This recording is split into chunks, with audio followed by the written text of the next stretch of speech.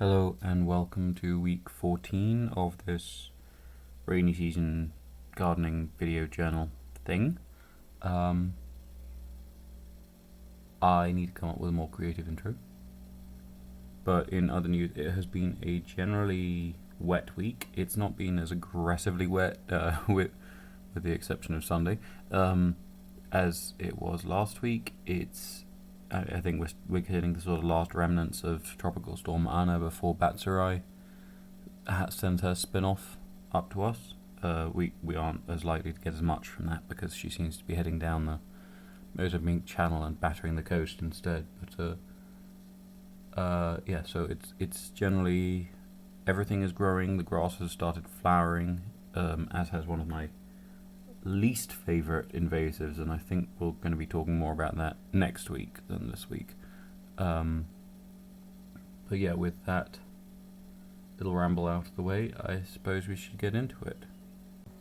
So this was a pruning heavy week, starting with this little Senegalia who had decided that the rain was enough to make it flop down over the drive quite a lot. Just cutting it back, chasing it up. This next part, I feel I should talk about Hedges a bit, because in a way, you could say that most of what I'm doing here is more topiary than hedge. I know it doesn't look clipped and neat like topiary, but it's something that it doesn't please me about not having the time to do it properly. But generally speaking, a hedge should involve significantly more than just cutting back, and it should not just be one species. So this is mostly the Pitanga, the Suriname cherry. It does have a few other things popping up in there, which is actually quite a hedge-like feature. And I do periodically, when branches are particularly long and flexible, I will bend them back round and twist them through other branches. But really, it's in the planting and the original growing of this, because this has been there for longer than I have. It's quite hard to turn it into a very hedge-like hedge without cutting it back very aggressively, which possibly I should do. There is no real harm to cutting it back like this. There are hedges where just cutting them back all the time is a little bit exhausting for them, and if you're taking away everything you're cutting back, you are slowly stripping the soil under them. So it is worth remembering that they do need to get something back for everything you take away. But generally speaking, yeah, this is just untidy and malpracticed topiary rather than hedge. So make sure you feed it, keep it alive rather than stripping it of everything. Another little bit of feeding the soil, because that is apparently my main job. I've started to think of the soil as a sort of really large pet. I just seem to spend most of my time trying to keep it fed, and it's almost as demanding as one of the tubby little Jack Russells. But basically, along this little path, there's a lot of young Jacaranda seedlings and young Guava seedlings, and a few other little saplings of things that I didn't necessarily plant, but that aren't unwanted enough for me to dig them up or pull them up. So instead, I just cut the side branches off, which is soil food, and while that's happening, they are shading smaller trees during the dry season, and the wet season comes and I cut the whole stem down, and then that's mulch. I'm also taking a few side branches of things like this little peach tree here, because I do actually want it to be a tree, not a little tiny bush. And there's also a lot of Commelina in here, which is trying to choke everything. I'm not sure if it's a native one. I think it's Commelina communis. It's a little variegated one I got from someone's garden, and it does not stay little. It's trying to eat the world. It will die back in areas where it's not irrigated at all. Eventually, a lot of other things will die back first, but it's not too much of a problem, because again, if it's kept cut back, it's all just mulch. It's just because I've fallen behind a little bit for various reasons.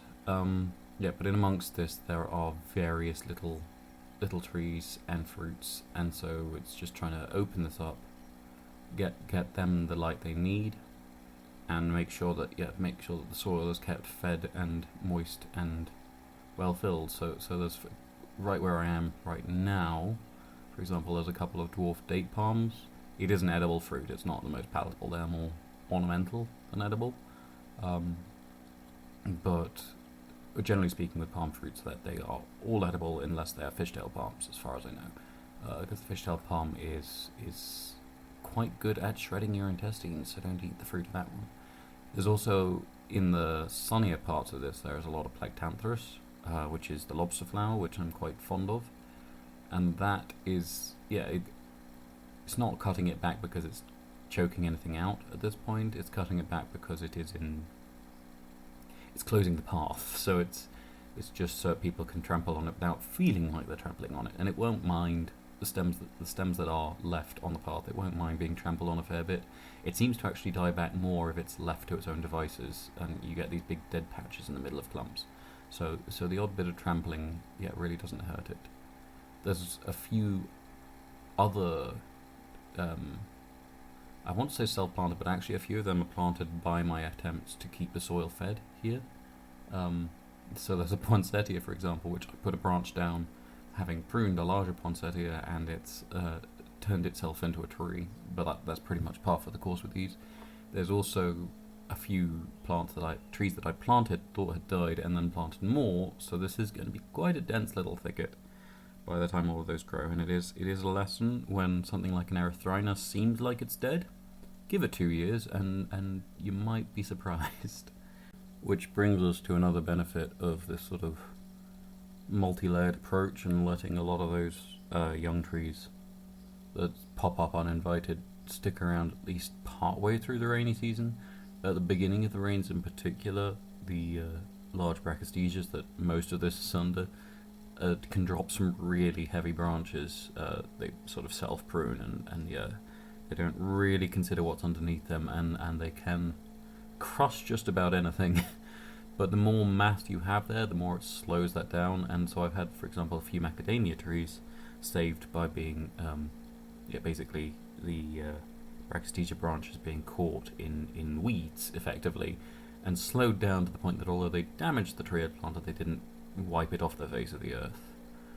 One of the trees, and I don't know if you can actually make it out in here to begin with, one of the trees in here that is most important to me is this little star fruit right in the middle here, which is it's the only trees. I think there's actually 2 genera of trees in the whole wood sorrel family, but starfruit are actually a wood sorrel, which explained a lot about the taste to me when this one's sibling actually fruited for the first time. This is still quite young.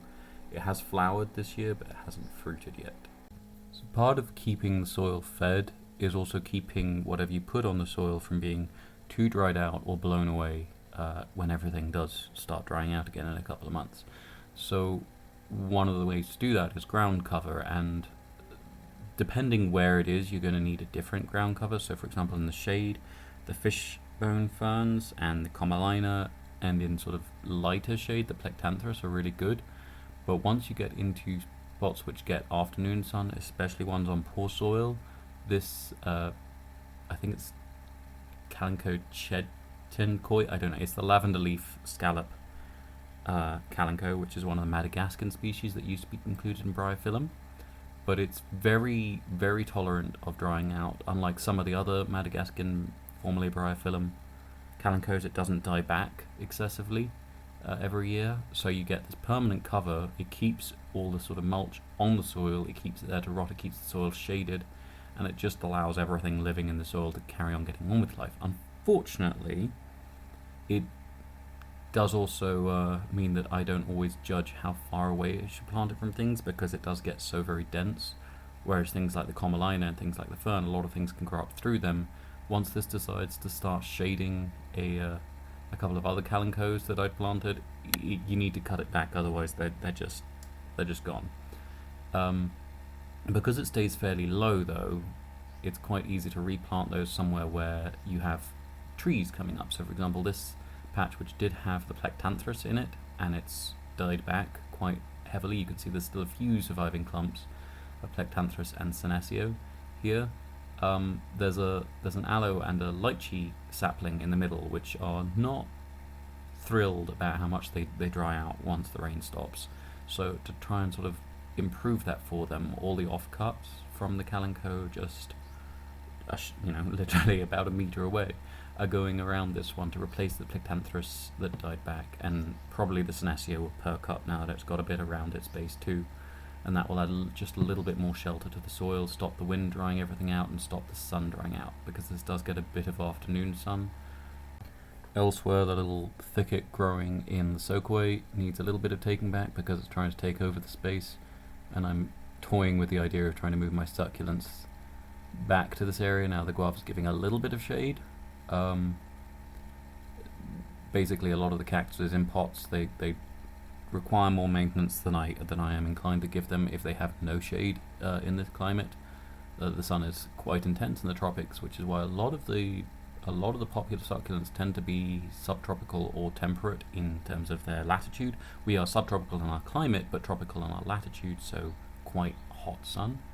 The Guava is, however, getting a little bit too tall, so as much as I do want some shade, I don't want it getting too tall because it is actually starting to threaten to take away a little bit of morning sun from my solar panels, which at this time of year, a lot of the time morning sun is the only sun you can rely on, because by the afternoon it is very often raining, if it's not just clouded over.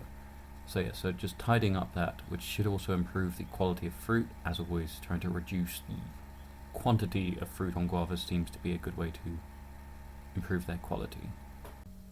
With that, we are heading back into the sand olive field to get a bit of scything done. The dogs, as usual, are being very, very helpful.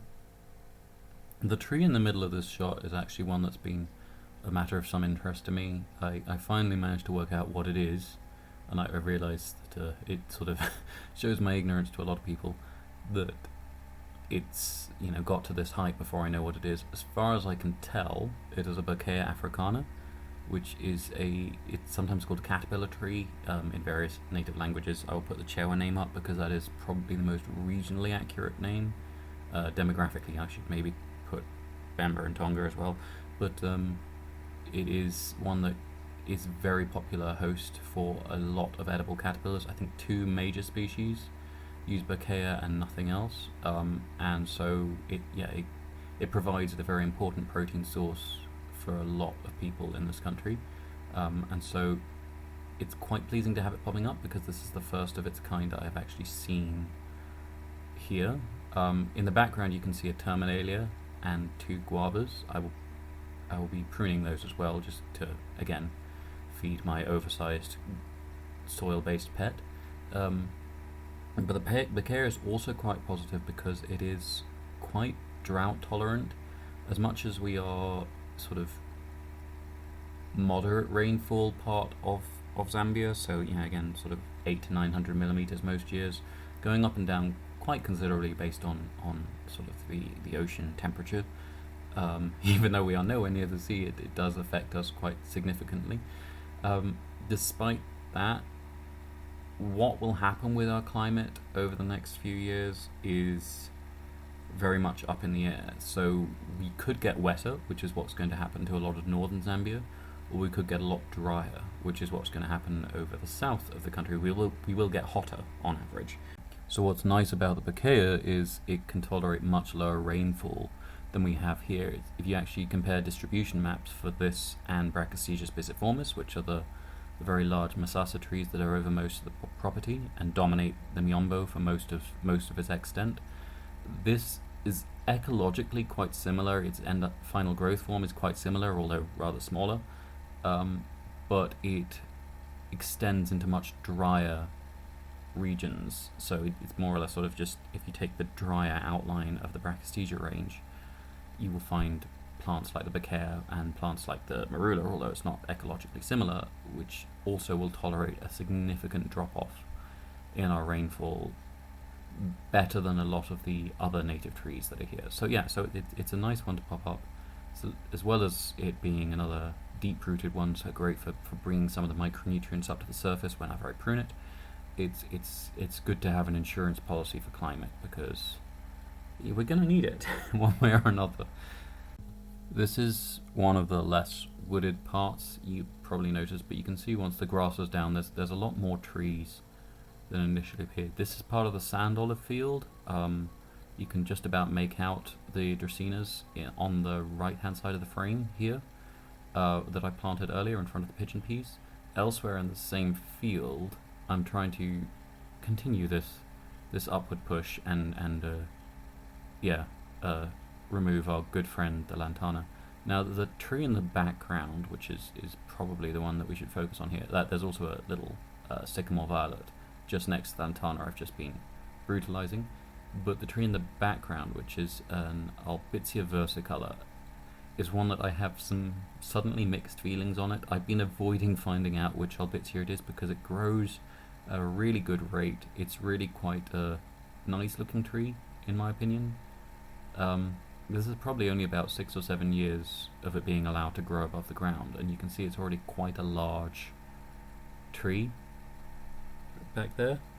But unfortunately, once I tell you the common name, you might have a clue as to why I'm not sure how I feel about it now. So this is the poisonpart Albitia, which is one of several Albitias which are quite toxic in their pods, and that wouldn't seem like a problem. You know, we don't eat their pods. Most things you'd think wouldn't eat their pods, except that a lot of acacias and other similar leguminous trees, a lot of livestock do eat their pods, and a lot of them sort of rely on that for their seed distribution. So having one which looks very similar in terms of its pod, and when it does pod, although these ones have never yet that I've seen flowered or fruited, so possibly by keeping them pruned I can avoid this, they drop a large quantity of livestock poison, which cattle and sheep, for example, are really primed to snack on when everything dries out and they want a high protein food source. So this may eventually have to come out. I'm going to just keep feeding the soil with it for now, and hope that if we do get livestock, I can either keep it from fruiting, or just keep them away from it while it's doing that, which is something that is often recommended online.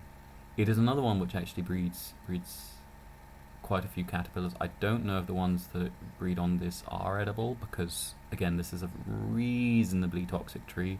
I wouldn't, for example, use this for gum arabic, even though some of the Albitias are suitable for production of that. I don't know that no one does. I think I've seen some conflicting reports on whether it can be used, but I'm really not convinced about that. So most of the value of this is in its shade and its very vigorous growth, which means we can really feed the soil quite quickly. One drawback is that this is one of the Albitias that is often riverine, and so just as the Dracaenas is a good sort of insurance against things warming up and drying out, this one, although the warming up won't bother it, might suffer from the drying out. So it might end up that if we do end up getting goats or anything like that, we don't have to worry about it anyway, because it might just give up the ghost altogether in the next couple of years. But in the meantime, yeah, a really, really nice tree for its shade and for it is a rapid growth. And most of the Albitias, as far as I know, produce quite a termite-resistant timber once they are of a size. So even if we end up having to cut this down and coppice it, which should prevent any flowering and fruiting, it should still be a pretty useful tree. Next door is a tree which is much less. It's definitely not going to be a timber tree. This is a Venonia. They are sometimes put in a different genus, although I cannot remember it off the top of my head. This one it's actually a type of daisy, which you might not guess by the size of it. It's quite a brittle wood, though. Some of the Venonias that we have here are little tiny annuals. There's a few woody perennials, and then just a handful of them that become trees. It flowers really, really well during the beginning of the dry season. It gets covered in insects. The bees really enjoy it, and I think it's really just quite stunning when it is covered in flowers. They're not massive sort of standard daisy looking flowers. They are quite small, but I would say generally very pretty flowers. But it is brittle, and it does tend to overweigh its own branches occasionally, so just occasionally taking a bit of that weight off it seems to help it. So I had intended to have a few native plants to plant this week, because there was a nursery I'd been hoping to get to on the other side of town, but suffice to say I've had a bit of a week, and that hasn't happened. But kind of by coincidence I do end up planting a few native plants today. So this is Dracaenas studinary, which is one of the 5 native Dracaenas. Dracaena fragrans does enter the north of the country, the one I planted in previous weeks. This has quite an interesting growth form in the ones I've seen and the ones that I pruned these off that belong to a friend of mine. It's a much more heavily branched tree than the fragrans Dracaena is, and it's very ornamental, I think, but also, again, it is native, but it is native in the far north of the country. So when planting it out somewhere you can't irrigate it, it's best to plant it somewhere that is at least somewhat shaded. I found ones in dense thicket do fine if they're unirrigated, whereas full sun do not. There's also a couple of yuccas here, which I have not been able to identify, which I'm planting around the bamboo because, like a lot of the large succulents, they do very well in that sort of grass-free environment the bamboo leaves create, and the yuccas don't tend to suffer from the excessive moisture that can bring along. Well, this yucca doesn't. Some of the smaller ones have complained in the past. But yeah, I think once this is in the ground, that should be about everything for this week. I did want to say, because this is effectively being made for one person, I mean there's a couple of comments and jokes that have gone in over the weeks that have been for 2 other people, but as much as it may seem surprising to anyone looking at the view counter, this is getting a lot more views than I had anticipated.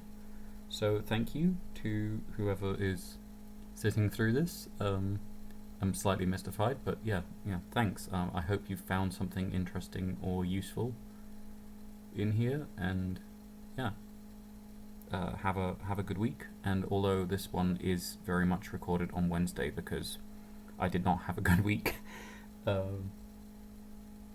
will hopefully see you next Tuesday. Oh yeah, one more little thing, not quite a trigger warning I guess, but for the sake of your ears, there is a short clip which is reused from earlier, but I left the sound in. There is a point when I'm pruning the hedge when I was brutalizing the Jefferson Airplane song White Rabbit to myself, and the dog joined in. And so for anyone that wants to see that, wait until after this beetle has flown away, and then you've just got a couple of short clips, and then you'll have the dog helping me sing. Anyone who would rather keep their eardrums intact, yeah, just close up when this beetle leaves.